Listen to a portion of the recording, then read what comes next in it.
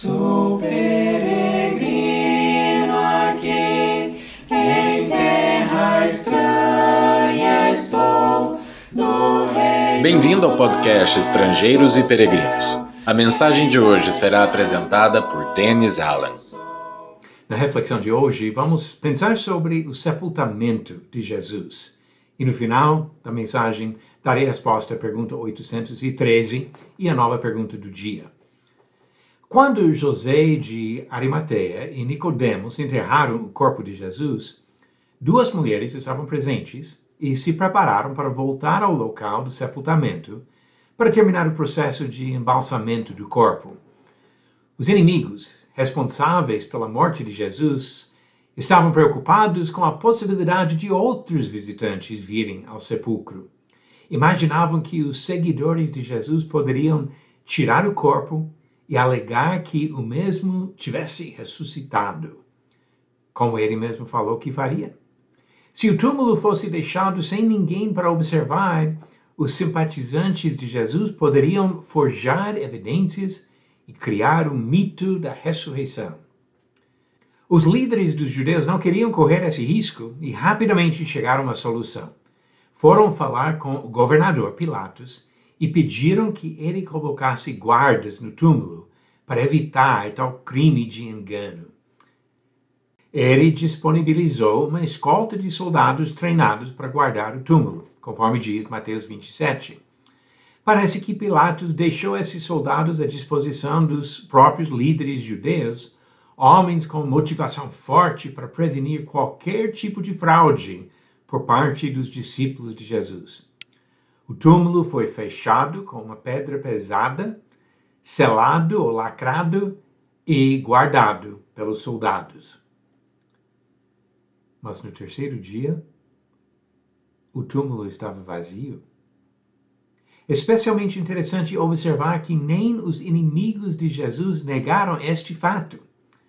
Subornaram os guardas para dizer que os discípulos haviam roubado o corpo, mas não ofereceram outra explicação. Isso encontramos em Mateus 28. Anos depois, algumas pessoas inventaram outras histórias para negar a ressurreição, mas os descrentes mais próximos simplesmente se preocuparam em explicar o fato do túmulo vazio.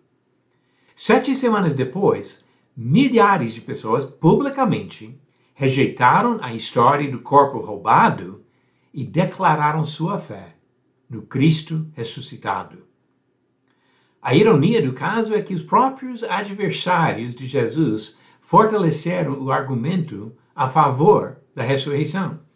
Se não tivessem pedido a escolta de soldados, teria sido mais fácil convencer a população do suposto roubo. Mas quando tentaram convencer o público que um grupo desanimado e desorganizado de homens inexperientes em violência teria superado uma escolta de soldados romanos altamente treinados, eles não conseguiram. O argumento deles não foi plausível.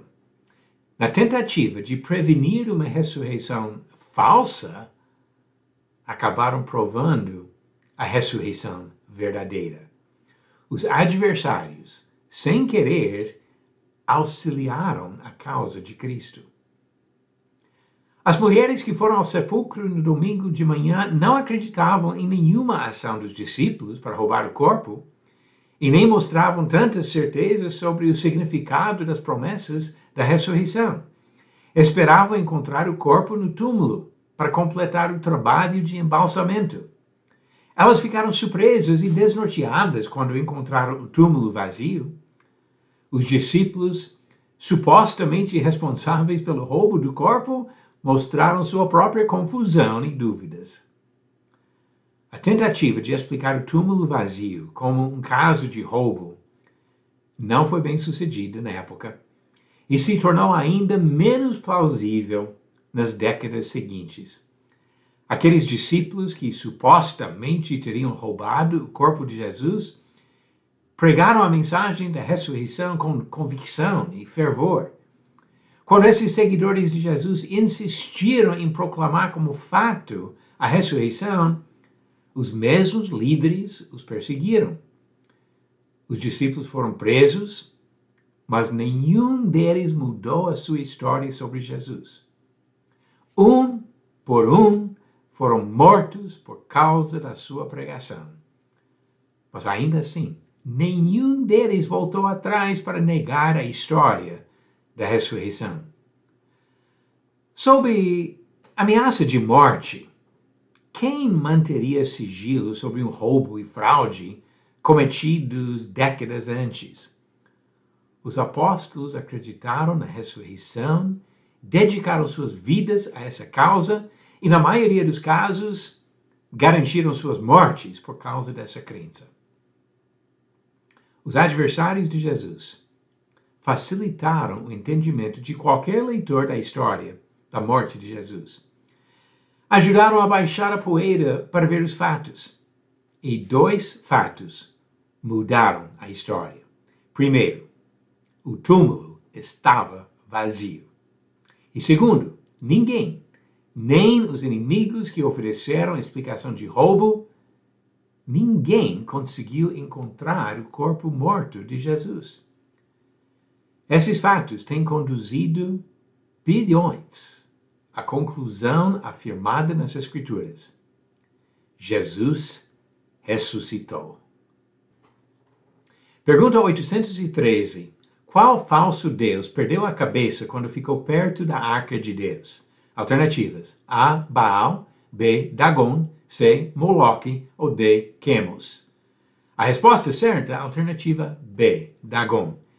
1 Samuel capítulo 5 descreve o que aconteceu quando os filisteus colocaram a arca da aliança no templo de Dagon, em Asdod. O ídolo caiu e quebrou as mãos e a cabeça só porque ficou perto do móvel que representava a presença de Deus. A pergunta do dia deve ser fácil, baseado na mensagem de hoje. Quem pediu guardas para proteger o túmulo de Jesus? Alternativas: A. Os soldados romanos, B. Os apóstolos, C. Os líderes dos judeus ou D. A família de Jesus. Verifique sua resposta no final do próximo episódio de Estrangeiros e Peregrinos. Jesus foi morto na cruz, foi sepultado e 3 dias depois o túmulo estava vazio, porque ele ressuscitou. Esses fatos são a essência da mensagem do Evangelho, mostrando o mecanismo do Senhor para nossa salvação do pecado. Obrigado por nos acompanhar nessa jornada pelas Escrituras. Volte amanhã para ouvir mais uma mensagem do podcast Estrangeiros e Peregrinos. Seguimos